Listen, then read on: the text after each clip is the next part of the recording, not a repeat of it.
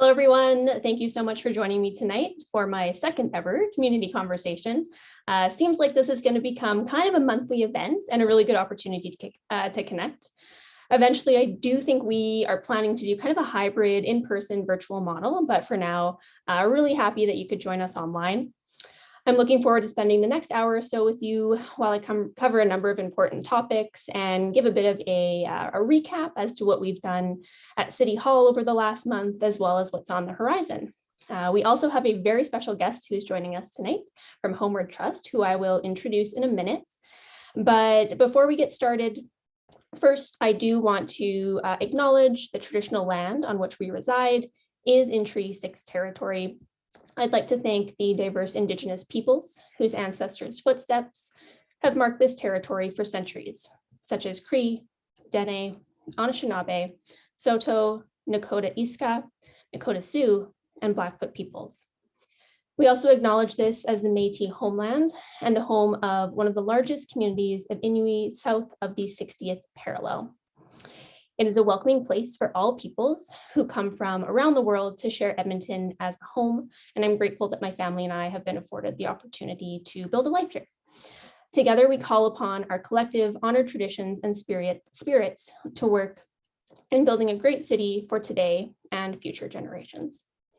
And I also want to take a moment to acknowledge the recent discovery of 169 more unmarked graves, and my support and thoughts are with those who are hurting.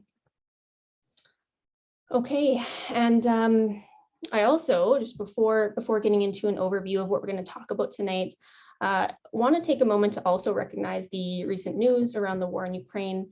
Edmonton, of course, has a significant number of residents of Ukrainian heritage. And again, my support and deepest sympathies go out to those Ukrainian Edmontonians. Okay, so in terms of an overview, I'll give a bit of a roadmap of what we're hoping to cover tonight.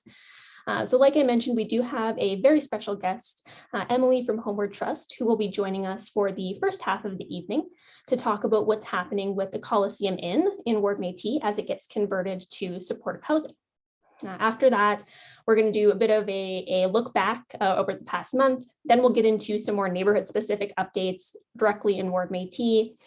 And then, of course, there's going to be lots of time for questions. Hopefully, there's a lot to cover, so I'll try to leave time for questions. But of course, throughout the entire evening, you can be putting questions into the chat. Mike, of course, will be moderating those comments throughout. And a reminder that these community conversations are meant to be an opportunity to respectfully engage in dialogue about issues that we all care about in our city and Ward Métis. And another reminder that we like to keep things pretty casual during our community conversations. So you'll see me chatting back and forth with Mike, who of course is helping produce these virtual get-togethers. And Mike, you should probably say hi. Hello again. Nice to see everybody. Thank you, Mike Enders in the chat for your fantastic comment there. Great. Okay, so with that, we're going to jump right into the first portion of the evening, which of course, again, is around Coliseum Inn. So as many of you know, I am a pretty strong advocate when it comes to supportive housing in our city. And you might have heard that council recently approved funding that's needed to acquire and renovate the Coliseum Inn into supportive housing. And this particular project will actually add 98 new units of supportive housing for Edmontonians who have experienced or are at risk of experiencing homelessness.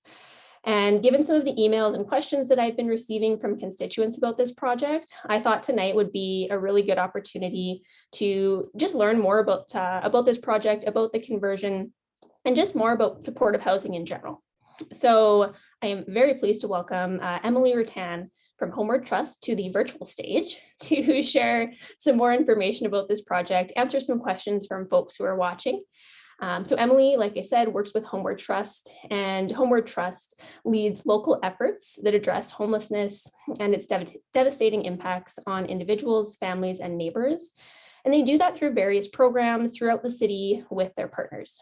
And Emily's role is to contract those programs and ensure that they're meeting the outcomes for the people that are being served, that have experienced homelessness and the neighborhoods they operate in. So welcome, Emily. Thanks so much for joining us. Thanks for having me. I'm pleased to be here. So just to start off, Emily, I'm going to give the floor to you for a little bit so you can do a bit of an introduction before we get into some questions. And just a reminder to everyone, feel free, put your questions in the chat throughout. So Emily, take it away. Awesome. Well, thanks again for inviting me to this. I was going to call it an open house, but a chance for us to get together virtually. Once again, my name is Emily Rattan. Some of you that are watching, we may have connected in other community conversations that I've attended, and you might have known me as Emily Dietrich, and I'm the same person. You might recognize me. So pleased to be here. I wanted to talk a little bit, just generally speaking, if I could, for a few minutes around what Homeward Trust role is, just a recap, and then talk a little bit about what supportive housing is and isn't in the context of the Coliseum Inn project. So a little bit first about what Homeward Trust is. So first of all, I have a couple slides, and I think Mike is going to cue us through them, but I promise you there's only about 5 or 6 slides, so it won't take us long to get through it, and then I'm happy to answer any questions. So first of all, Homeward Trust, essentially, we have a big picture view of what's going on for housing and homelessness in the city. That's our role. So we're designated by the federal, provincial, and municipal government to steward funding to the community. So we fund over 100 different programs and 30 plus agencies in the city. And there's a suite of different kinds of programs. So sometimes when I talk about our work, I talk about it on a continuum. And on one end of the continuum, someone who's experienced homelessness perhaps only needs a small amount of help, like first and last month's rent, maybe damage deposit, and they're well on their way. And then other folks, as you move up the continuum, perhaps have experienced homelessness for much longer and perhaps have significant barriers to finding and keeping housing. And so we have different kinds of programs that match to people's needs. Edmonton is actually a leader in housing and homelessness in terms of many of the things that we do. We use a housing first model, which is really about finding people's housing, that there's no conditions to housing, and really housing is a right. And through that system, we have a system that anyone that's experiencing homelessness can go to like 60 plus different places in the city and all enter the same system and get some help in terms of finding a way to resolve their situation. So that's a little bit about us. We have a number of projects in the city that you're likely familiar with. There's bridge housing units, there's supportive housing units, and then there's housing teams throughout the city that work with people to house them in market housing. So I'd love to talk a little bit about what is supportive housing. Supportive housing is certainly something that has been identified by all levels of government, and the city has really thrown its support behind supportive housing, because really what supportive housing will do will really contribute to us ending homelessness in the city of Edmonton. So when we think about what supportive housing is, it's really about providing affordable housing for folks that has on-site supports. So typically speaking, someone who has experienced homelessness and based on their needs would perhaps need a little bit of more support to maintain their housing. So they would have their own independent apartment, just like any other apartment that you can imagine in the city. But in that building, there's also staff that support them in meeting their basic needs, connecting them to community inreach, and helping them navigate from homelessness to building a home and a healthy life in a community. And so really supportive housing is about those wraparound supports to help someone resolve their situation of homelessness and then sustain that housing. Generally speaking, we work with folks to actually sign a lease, just like you would in any rental apartment. So it's under the Residential Tenancy Act.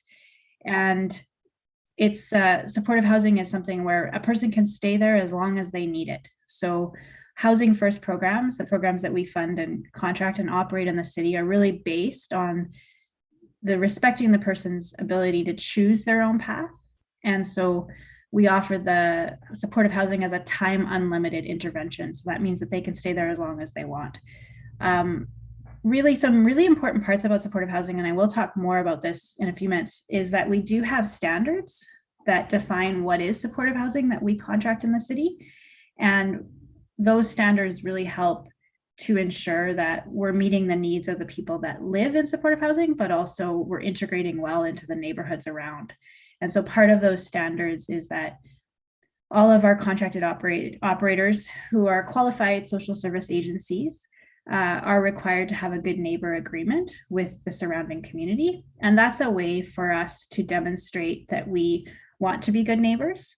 It's a way for us to provide communication channels to the neighborhood about what's going on there. It's also a really important way for us to provide a community contact in case something doesn't go well, that there's an immediate community contact so that the situation can be resolved.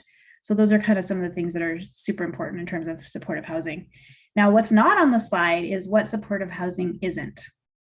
And so sometimes when people imagine supportive housing, they perhaps think of more like a shelter where people line up every day to access the site. And that's not at all what we're talking about. Supportive housing is a place where there's a team of people who look at referrals that come in for people to live there. And then that team would meet with that person to see if the program is a good fit for them. And then there would be, like anyone else moving into an apartment building, there'd be a designated day which was move-in. So we're not doing that kind of lining up around the block and people kind of accessing the site in that way. So I think that's a really important distinction, because sometimes it kind of gets blurred with a shelter environment. Shelters are an important part of our system, but supportive housing is different than that. And then some of you may be familiar with bridge housing, because the Coliseum Inn project right now has been operating as a bridge housing site. And that was part of the emergency response to COVID-19. And with that, bridge housing is different than supportive housing because it's meant to be temporary in nature. So folks go there for 30, 60, 90 days, and then they transition to a safe, suitable, and more permanent home. So just I want to kind of talk a little bit about what it is and isn't. I'd like to talk, just in moving into the next slide, just talk a little bit about why supportive housing is important. So it's actually relatively recently in 2019 that housing was really established as a human right. And so there is something that has really come through with the pandemic and all the challenges that have come with the COVID-19 pandemic, is that really when someone is experiencing homelessness, it's actually a public health emergency, because how on earth can one isolate or follow public health guidelines if they don't have a home? And so we've really seen that illustrated in terms of things playing out with the pandemic, and as I mentioned recently, established as a human right. So with supportive housing, if we look at the next slide, it's really about housing, but it's not just housing. It's also those supports. So those supports are matched to the needs of the people that are living there. So you would have your regular staff that are there 24/7. You would have, if necessary, you might have Alberta Health Services come in with like some home care supports, counselors, those kinds of things. It really is about matching the client or the participant or the resident to the supports that they need to sustain their housing. So it's a really critical part of supportive housing. So I want to jump to my Dalmatian slide, which is like, why on earth do I have Dalmatians? First of all, just to wake you up a little, but I'm not saying you're asleep. That's not what I've been trying to imply, but it's actually kind of a funny story. I want to talk a little bit about our supportive housing standards, but I want you to remember the standards. So I'll tell you a bit of a story. One of our manager of supportive housing, and she wasn't able to join us tonight, her name is Nora, and she read a book when she was a child, and in the book, the Dalmatian had like all those different colors of spots on them, and so she thought that a Dalmatian was beautiful and colorful. And as an adult, she had this rude awakening. I think we all remember things that we learned as a child that were like, oh, that's actually not true. And learned that the Dalmatians actually have black spots. So what does this have to do with supportive housing standards? It's kind of like this. Supportive housing isn't a legislated term.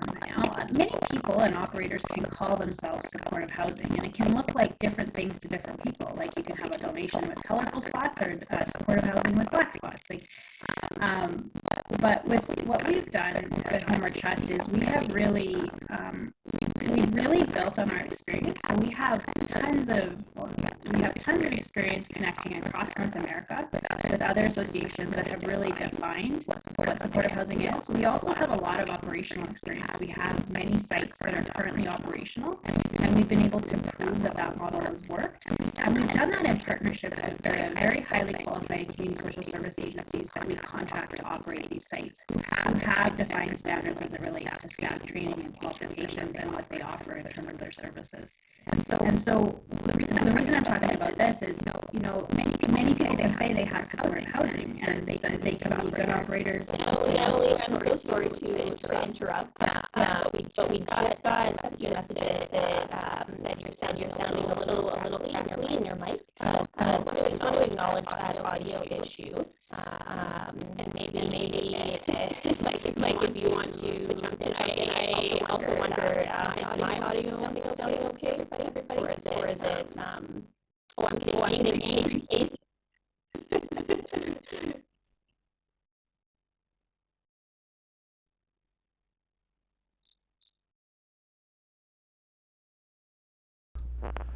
Hold on, I'm just gonna test my own mic here.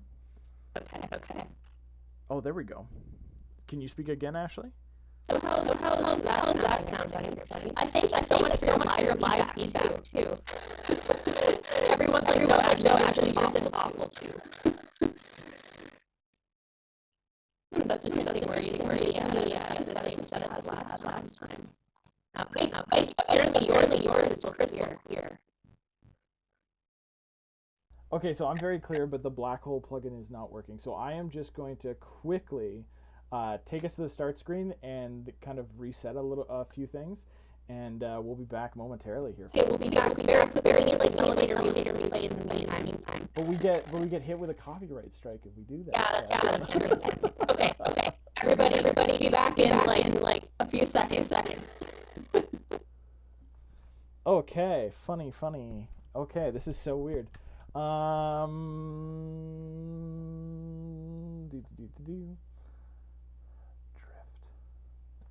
Let's try this. Okay.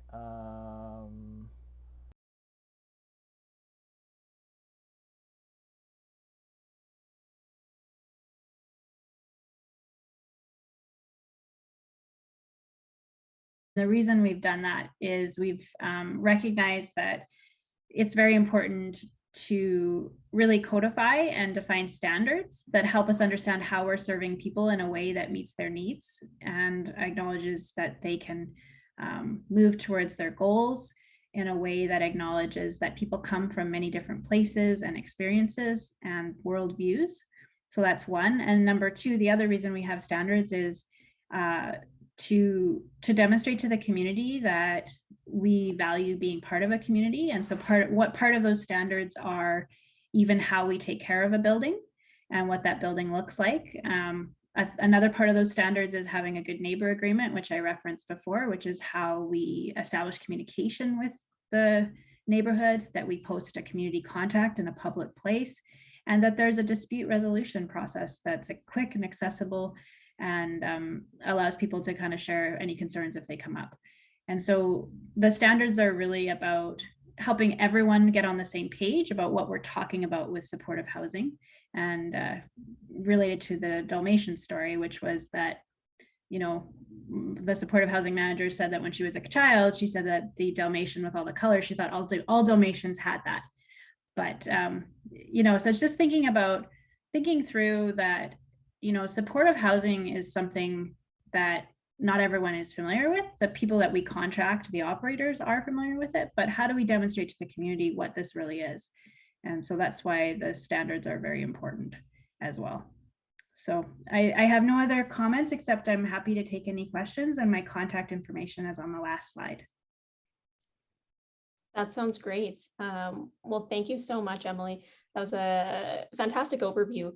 And I'm going to scroll through some of the questions we received in the chat. But before we get to that, I have a few too that I think would be of value just to answer, and some of my own curiosity as well.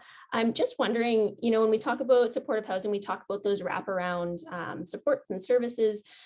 What are typical supports that are available? Like what's kind of the spectrum of supports that people might have access to? Yeah, it really depends on the level of supportive housing. So part of our work in having the standards is that we have defined different levels or degrees of support. So some sites will have higher levels of supports that are offered, and other sites will have lower level of supports. And so just an example of the kinds of supports would be offered are someone to help with daily living activities, perhaps learning how to cook a meal or clean an apartment. That would be a good example. Teaching someone some skills to kind of navigate the city. Having a support caseworker to help with connecting to all those things. Just think about when you've moved, not you particularly, but when one is moved and we move to a new community and we need somewhere to get our hair done, and we need somewhere to fulfill that prescription, and all these little things that when you're plopped down into a community, you kind of have to figure out. So that's another kind of support that's offered. If someone has physical health needs, it depends on the site. Sometimes if there's not the health supports on site, home care will come in and do in-reach to that site from Alberta Health Services to help with perhaps anything they need. Perhaps they had a recent surgery, or there's like wound care, just anything that anyone would need for healthcare supports. And then there would also be any sort of like addiction and mental health supports if needed. So those would come in through InReach or be offered on site as well. So those are some good examples that we can kind of draw from, if that makes sense. Yeah, that absolutely makes sense, and really appreciate that explanation. It really speaks to sort of the one size doesn't fit all model, right? It has to be diverse and meet people where they're at. I am seeing a few questions come in on the chat, so maybe I'll jump to one of those. I saw a good one from Jan. Yeah, so, and this kind of ties to one I had as well. Of course, we have seen a pretty significant rise in the number of folks experiencing homelessness throughout the pandemic. And Edmonton does have a plan to end homelessness that calls for the construction of 900 units by 2024, says Jan. It's 2022 and we have 226 units. How does Homeward Trust and the city plan to close that gap? So I can speak a little bit about that on the city side, but I'll go to you first, Emily. Well, with some of these new sites that we have going on, including the Coliseum Inn project, and there's quite a few other projects that are underway that to be open this spring and summer. We're actually at around 600 units of supportive housing out of the 900. I think that's targeted for 2026. So still lots to do, but there has been an incredible movement forward in the last year and a half. And that really, the hats off has to go to our funding partners and our federal, municipal, and provincial government investing in this space. Yeah, absolutely. And I would really echo that importance of having that intergovernmental collaboration and support. I think, I mean, I'm really excited. In Ward Métis alone, we have 2 of the new modular projects that are going to be going up, both on the south side of Ward Métis, but Coliseum Inn alone is 98 new units. So we are absolutely making progress, and continued focus in that regard is definitely a priority for this council. Great. And Mike, maybe I'll go to you. Are there any other questions in the chat that we want to pull from? Mike Enders in the chat was curious about kind of like well, kind of a little bit like he kind of had 3 questions going on. He wanted a little bit of clarification, and I don't know if Emily, you can do this, but of the jockey dorm and what that is currently being used for. Also, like the period to which clients of this supportive housing at the Coliseum Inn, like how long would their stay be, like even just the average stays and stuff. And then just a question about how does Homeward Trust differentiate from Mustard Seed or Bissell or Boyle or some of the other agencies in the city. Okay, a 3-part question. I took notes. Awesome. So Mike and everyone else, the Jockey Dorms is actually a bridge housing site. So I mentioned that a little bit in my comments when I was crackling away and no one could hear me. Whereas, you know, supportive housing is something we say time unlimited. So someone could stay as long as they want to, and many people stay years at a supportive housing, just like anyone who's moving into market housing or buying a house. Bridge housing is time limited.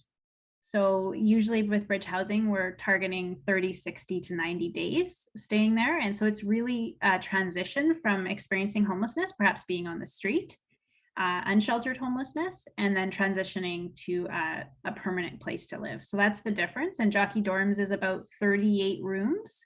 And as you know, it's relatively close to the site, and it's a bridge housing site as opposed to the Coliseum Inn, which is being converted to supportive housing. So that's number one. I think number two was the length of stay. So I think I've actually just answered that question. And the third question is, how do we differentiate between mustard seed, Bissell, and Boyle? So Homeward Trust's role is, we are designated as the community-based organization and the community entity by the federal and provincial government. And what that means is that we steward public dollars to the community in a way to end homelessness. And so we contract 30 plus agencies in the city to deliver on those programs. So you mentioned mustard seed, Bissell, and Boyle. We contract, those are three of the agencies that we contract to deliver programming. And that can be programming from supportive housing, bridge housing, having a housing team that actually takes people out and looks at rental properties and helps them sign agreements. It can be a gamut of the different kind of programs that we run. I'm happy to expand on anything. I think that was a really comprehensive answer, Emily. And yeah, you hit all three of those points. And I am just looking at the time. So I want to get through a few more questions. I see Miles has a question. Miles asks, Emily, how can community leagues help work with you on the Good Neighbor Plan and that planning process? Yeah, so as soon as we have a designated operator, and usually in the interim, I act as the liaison, we reach out to the community league and establish a point of contact with the community league. Usually that involves sharing with them information about what the site does, who they serve. We will also provide and have the operator provide designated contact that the community league can reach out to if they want to share something or there's something on their mind. And we'll also provide information around any kind of complaint resolution process. So, you know, if there is a complaint and you don't want to go to the operator, it can be escalated to Homeward Trust to handle in a way to kind of bring everyone together. So that's how we work with community leagues. It's generally speaking, our contracted operators explore with community leagues how they want to be engaged. And each project would probably be as different as the community they're in. Fantastic. I'm seeing thumbs up. So that was a great answer and definitely provided some clarity. So I think maybe at this time, and Mike, feel free to jump in, but I know Emily mentioned that on her last slide, there was some additional contact info. Is that right, Emily? Yeah, maybe we should just put that up one more time in case people want to reach out with further questions. Is that okay? Yeah, that's awesome. Please feel free to reach out. It's my cell phone that's provided there and also my email. And wonderful. We'll also make sure that gets in the chat. Okay, Perfect. Great. And yeah, again, I really want to thank Emily again for being with us tonight.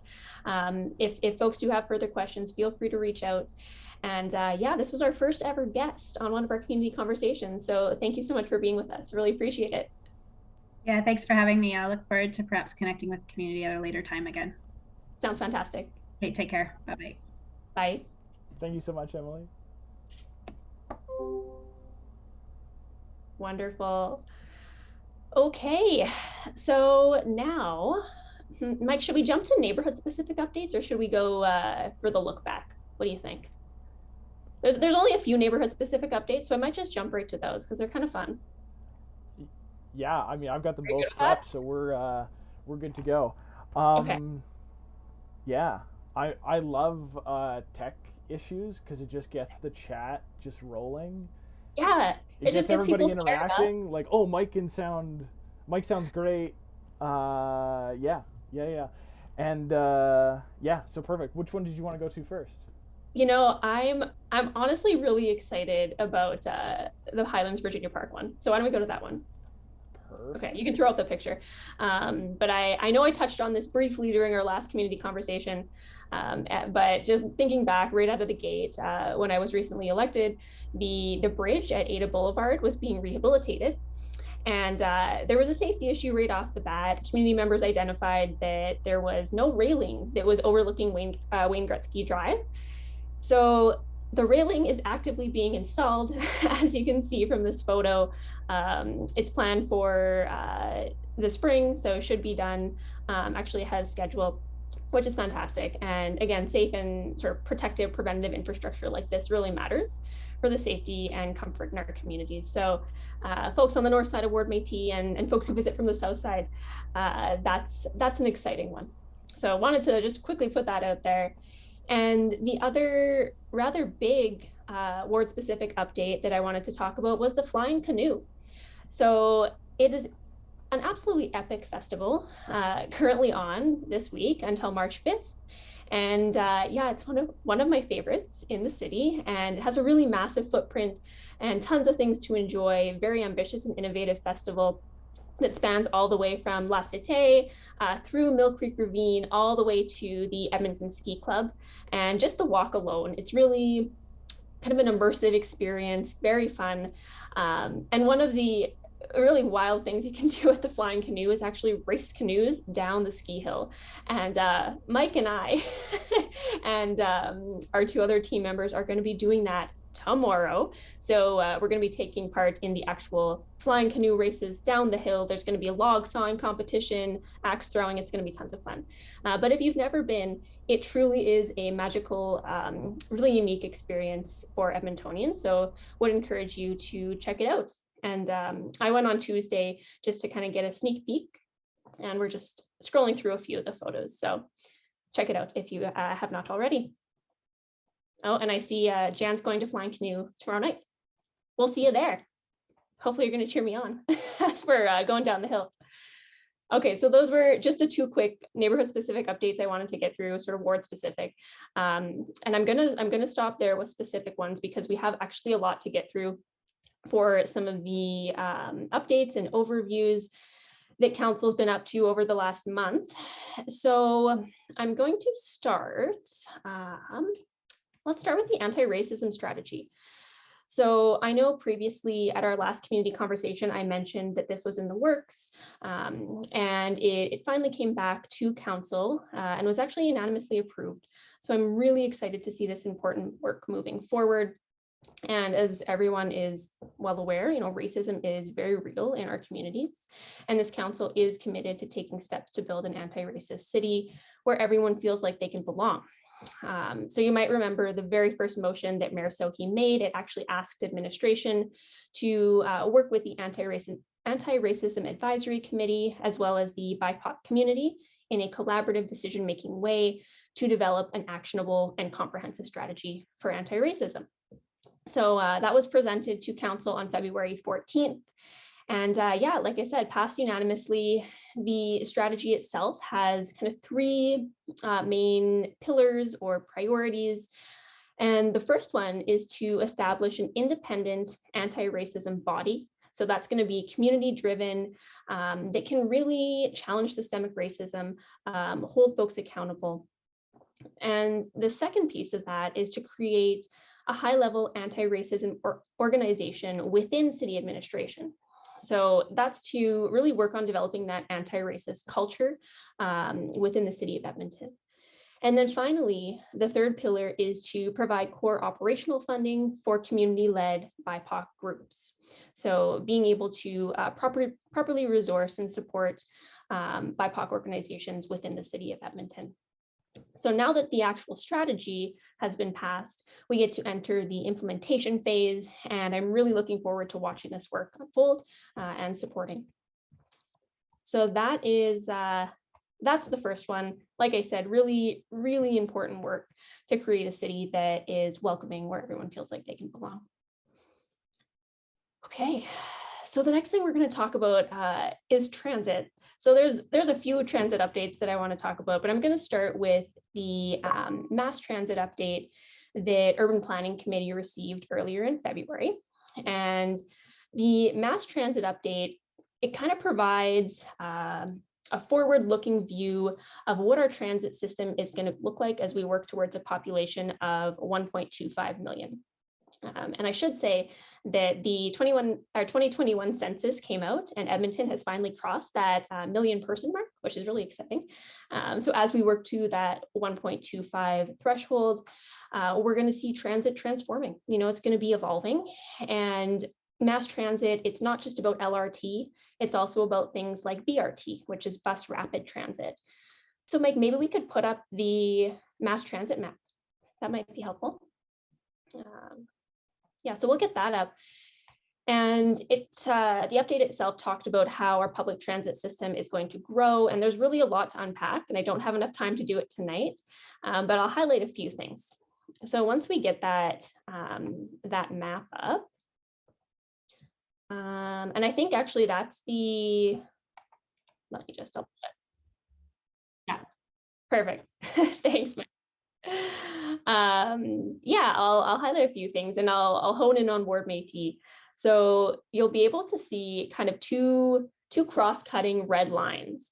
And those are two major bus rapid transit routes that are going to be proposed in Ward Métis, currently titled B1 and B2. So B1 is the north-south line that you see running kind of straight through the city. And then B2 goes east-west. So B1 goes basically from Northgate directly down to Southgate. And we expect to see a connection to B1 along 97th Street, which is on Ward Métis' westernmost boundary on the north side. And for B2, we expect it to terminate at Bonnie Doon Mall near the new LRT station. So really exciting to see that evolution of transit in Edmonton. And I know that at least in conversations I've had with residents of Ward Métis, having that cross-cutting connection will be really important for getting around our city, being able to commute using public transit. Yeah, and I also wanted to just take a moment to talk about the Metro line, LRT, and you might have seen this in the news, because initially administration was not recommending to advance at this time with the Metro line. And the Metro line, just so we're all on the same page, is the LRT line that would cross over Yellowhead, kind of from Blatchford up to Castle Downs. So initially wasn't going to be included, but council actually made a motion to keep it on the agenda and in the plan, which I was really supportive of, happy to see that.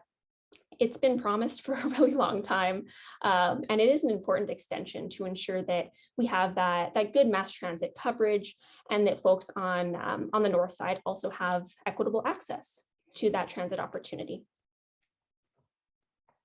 And if you are very keen on public transit, I did write a full blog post on this too. So if you're interested, you can check that out. But I'm going to stick with the topic of transit. We're going to go on a slight detour over to transit safety plan. So this is quite a recent one. As many of you know, public transit, it is absolutely an essential service, but in order for it to be successful, Edmontonians really have to feel safe and comfortable using the system. And really dating back, to the beginning of my campaign, I was consistently hearing from constituents that safety and security on transit was a pretty serious concern, as well as a barrier to ridership. So while the vast majority of Edmontonians do feel comfortable, we have seen a decline in perceptions of safety over the last few years. And there's, a few reasons for that, but since the pandemic, there has been a significant decline in the number of Edmontonians using transit. So you simply don't see or have enough folks around. At the same time, as we mentioned in the previous conversation, we have seen a significant rise in the number of Edmontonians experiencing homelessness, mental health challenges, substance use. And this has contributed to some conditions where folks might not feel safe or where vulnerable community members are being placed in unsafe situations. So in response to those concerns, last week, Council did unanimously approve a new transit safety plan. So we allocated $3.9 million towards implementing it. And I'll just talk briefly about what that plan entails. And I'll talk first about the actual structure, because I think that's an important part. So it's actually going to be a joint effort through both City of Edmonton, Edmonton Police Service, as well as Bent Arrow Traditional Healing Society. So there's this tripartite leadership committee that's going to be heading up all of this work, which is really important because it's not just about enforcement, right? We want to ensure that folks who are, experiencing these unsafe situations, maybe, again, experiencing houselessness, struggling with mental health challenges, they need supports as well. So this is also about getting people the supports, services, and help they need, whether that be, shelter or otherwise. And one of the particular things that I am encouraged by with this plan is the expansion of something called the Community Outreach Transit Team, COT for short, which was started as a pilot back in October of 2021. So that's a partnership between the city and Bent Arrow. And currently, there's actually a picture of it up on screen right now, but it's made up of 2 transit peace officers and 2 Bent Arrow outreach workers. So COT is really aimed at increasing safety, reducing harm, connecting people with supports they need. And the number of COT teams is now going to be bumped up to 7. So really pleased to see that increase in capacity. So I guess just going forward, I'd also be very interested in hearing, people's thoughts about perceptions of safety on transit. And I know lots of constituents have already been in correspondence with me, sharing their personal stories about how they're feeling on transit. So as this rolls out and as we implement this plan, I'll be really curious to see how that evolves. So don't hesitate to reach out. We'd love to hear from you. Okay. And anything in the chat, Mike? Seems like we're getting through a lot of them, so I can't see any questions, but maybe I'll pause for a second to see if there's anything. I do not see anything so far. Jen is just being a fantastic just fan and just pumping up, like very encouraging to hear about the added members to the outreach teams. Awesome. Yeah, and Bent Arrow is just doing fantastic work in the community for sure. If you have not taken a look or seen what they're about kind of thing, just feel free to Google Bent Arrow. It's fantastic. Yeah, absolutely. So looking at the time, I still have a lot to get through, so I'm going to condense some of it, but I'm still going to stay on the topic of transit really quickly, but we're going to go over to active transit in particular. So I'm going to just quickly talk about bike plan implementation, because I know that lots of folks were interested in this one when I was chatting about it on social media. So shouldn't come as a surprise for folks who followed my campaign that I am, of course, a pretty strong advocate for diverse transportation options, giving people transportation choice, and that does include cycling as a mode of transit in our city.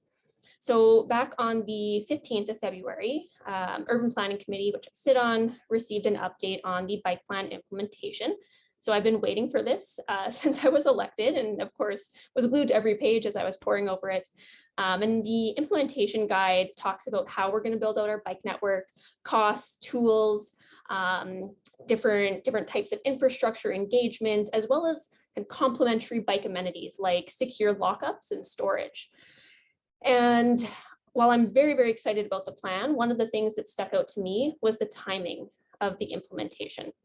So right now, there has been a motion that I put forward that essentially said, instead of a 10 to 15 year timeframe for implementation, let's look at getting the redeveloping area, which is basically everything inside the Henday, done by 2026. And of course, that is a pretty significant acceleration, but the justification for that is, well, it's multifold. Primarily, it comes from our climate goals. So as the energy transition strategy lays out, we're supposed to have a fully completed bike grid by 2030. So in order to achieve that, we really need to get going on our implementation. So since I put forward this motion, administration is going to be coming back with some options for council in Q3 to see how we can accelerate that and what the budget implications would look like for that type of move. And of course, it's not just about meeting our climate goals, but it's also about having equitable transportation options, having affordable transportation options. And again, it comes back to choice. I think sometimes we can fall into almost a divisive place when it comes to different mobility choices. Sometimes certain folks will pin bikes versus cars, but I don't think it needs to be that way. And I really don't see it that way. It's about providing options. And even reflecting back on conversations I've had with folks in Ward Métis, a lot of people say, I would love to be able to bike to work or to let my kids bike to school, but they want to know that they're going to get there safely. And they want to know that they're going to be on protected, safe infrastructure. So yeah, really excited to see this coming forward. And just as a bit of an interesting tidbit, just in terms of the scale of sort of roads in Edmonton versus bike infrastructure, we only have about 38 kilometers of protected bike lanes in Edmonton. And of course, we have about 12,000 kilometers of roadway. So again, just trying to really balance that out a bit and give people viable transportation options that allow them to move freely around their city. Perfect. And before we head away from this one and jump to Ribbon of Green, you can see on the map here that maybe you can see it. All the purple routes are what we're talking about. And I don't think the Henday is super well defined, but people know where the Henday is. So that's that redeveloping area that I was talking about, everything within there. Okay. And again, if you're super keen, you can check out the reports as well that detail every part of the bike plan implementation. And that's on the city's website. Okay. Oh, thanks for zooming in, Mike. Wow, that was fancy. I'm trying different ways to show pictures. Great. Okay, so now there's a good flow tonight. We were like transit safety, biking. Now we're going to go to mountain biking in particular, and the Ribbon of Green. So I have received a lot of correspondence from very passionate, Edmontonians, community members who are mountain bikers in our city. And yeah, they've expressed some concerns around what the Ribbon of Green will mean for our mountain biking community and trail network in the city. So just so everyone is on the same page, Edmonton is currently undergoing something called the River Valley Modernization Project, which most people know as the Ribbon of Green. And the purpose of this is to renew the city's strategic planning for the River Valley and the processes and tools for evaluating and regulating development. So I always like to start off these conversations by recognizing that whenever we're talking about the River Valley, there's a collective love that all Edmontonians have for our River Valley. It's an absolute gem in our city, an incredible asset, and it's something that makes our communities incredibly special. So not only is it something special in our city, but it also holds really significant cultural and ecological value in the face of climate change in particular. Its preservation and conservation is very important when it comes to emissions reductions, wildlife conservation, biodiversity, etc. And at the same time, the River Valley also holds incredible value when it comes to our mental and physical health, our attractiveness, our competitiveness as a city, as well as just the general quality of life for Edmontonians. And I think we've really seen that over the past 2 years too. Throughout the pandemic, more people have been out than ever using our trail system. And it's been kind of a safe haven for a lot of community members, a place to support well-being throughout the pandemic. So I did write a blog post on this topic. So I'll keep my comments kind of concise right now. But I did want to point out just a few maps because I was digging into this, trying to understand what the implications of this might mean. So I hopped on Trailforks just to look at some of the mountain biking trails and compared that with the city's interactive map they're currently using for the Ribbon of Green. And you can see it up on the screen there. On the right side, you can see all the little mountain biking trails. I believe that's the one by McNally. Is that right, Mike? Yeah. Yep. Yeah. So I'll try to zoom in a little bit more.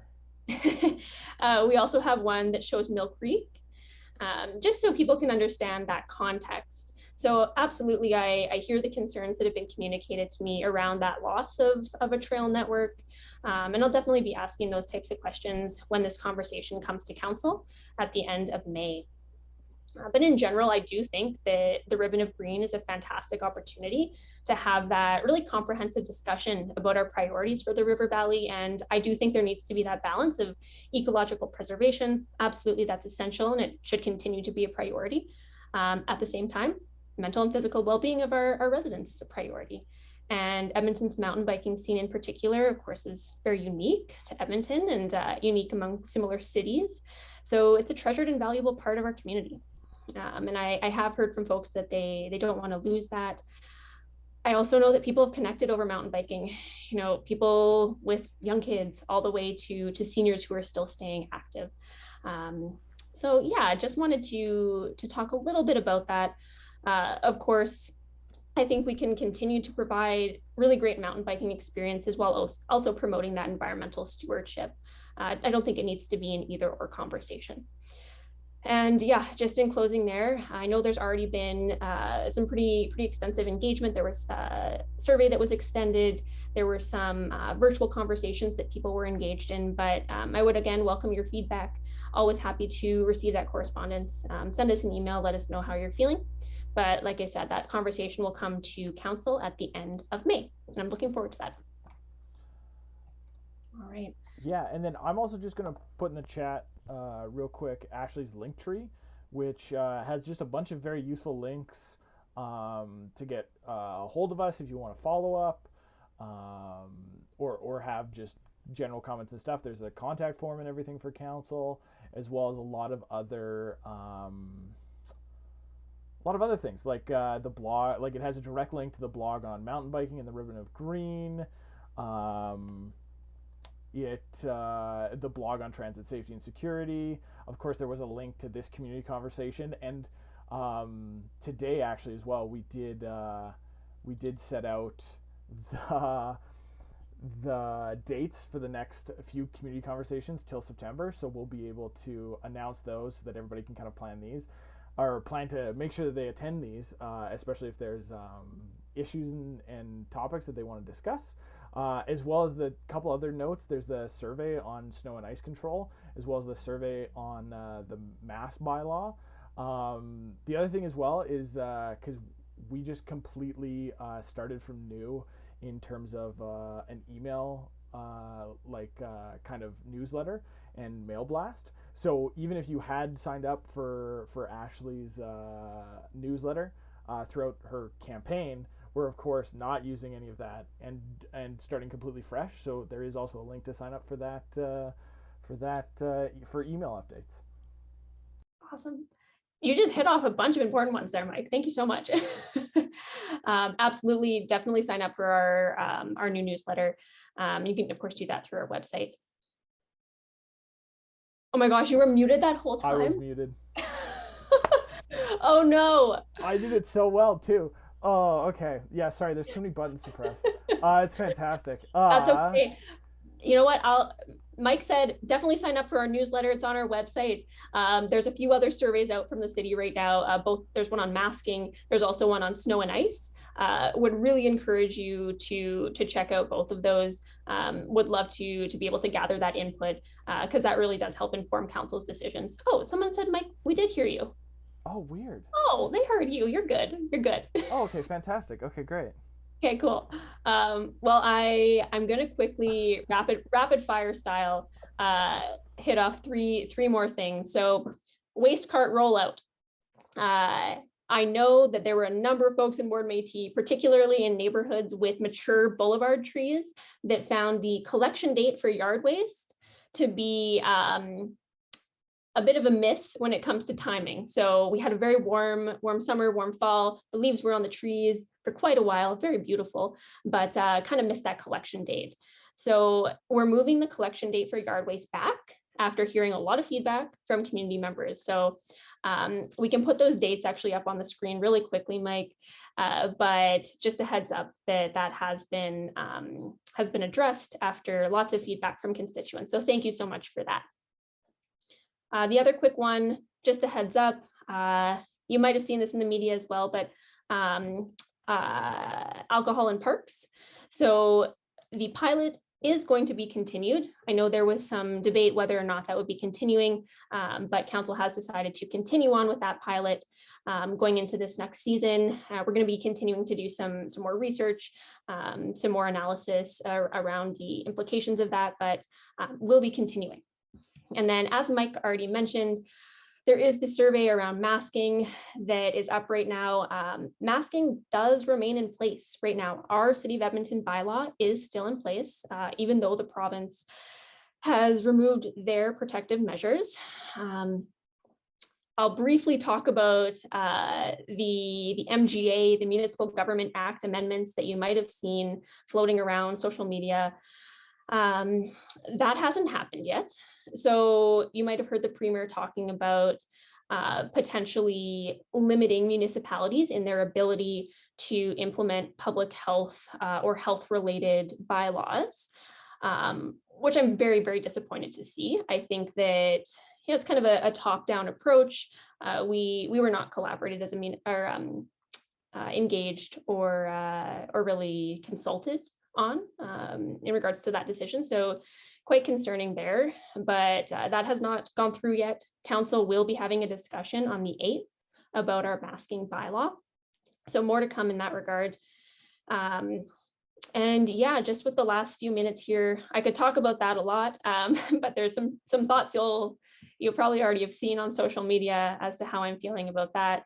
But I will briefly talk about the provincial budget just with the last few minutes here.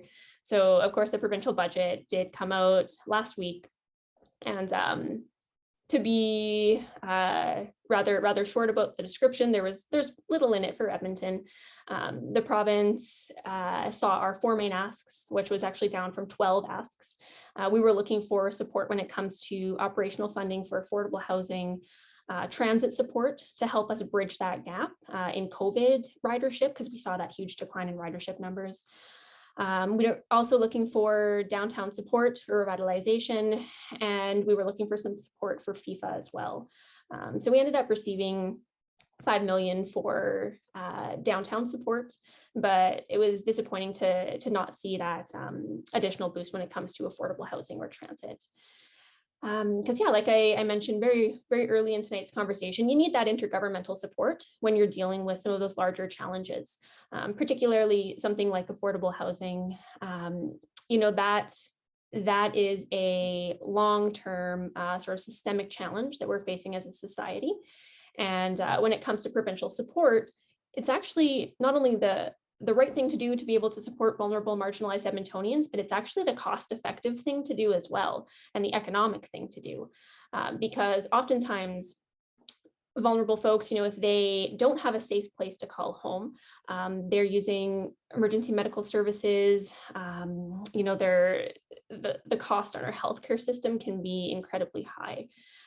So again, not just the right thing to do, but the economic thing to do as well. So yeah, it's, like I said, disappointing to not get those asks received from the province, but there has been some fairly good support from the federal government, especially when it comes to affordable housing with the Rapid Housing Initiative. So I will stop there and just thank you so much for being with us tonight. If there is anything else that's left in the chat, I will spend some time after we are no longer live, just to go through and answer some of those individually. And maybe Mike, if there's any like questions in the chat that are worth answering as a group, did you pick out any that were really relevant that everyone might want an answer to? No, there wasn't. No, there wasn't much in terms of questions. Just a bunch of. No, we actually heard you, Mike. Which is fantastic. So yeah, and then there's a few like in previous conversations that you can definitely follow up for just replying to comments and stuff. Great. Sounds great. Well, thank you so much for being with us, everybody. Like I said, I'll go back and answer some of those questions in the chat, but feel free to reach out anytime. You'll either get myself, Mike, or potentially other Mike. Both my staff are named Michael, which helps with consistency. But yeah, thanks everyone. Have a lovely evening. Take care.